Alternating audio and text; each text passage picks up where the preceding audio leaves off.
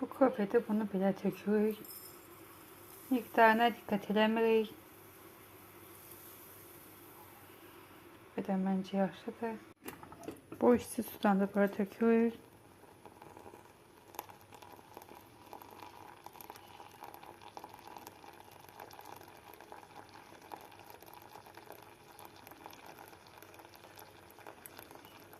Bence bu kadar kifayet. Gördüğünüz gibi üstüne sıkmaya başlıyoruz.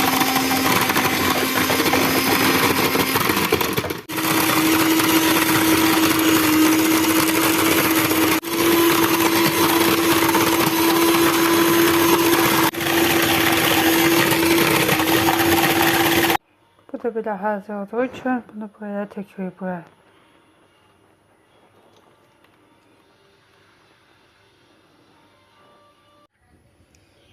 Bunu da biraz töktükten sonra dondurucuya koyuyoruz. Bunu da böyle koyduk. Bu da böyle hazırdır. Bu da böyle alındığı için çok az bu sudan alabiliriz. Bu da yeter. Ve süt.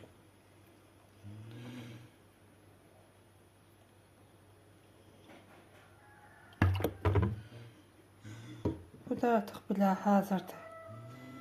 Her birinize hoş olsun.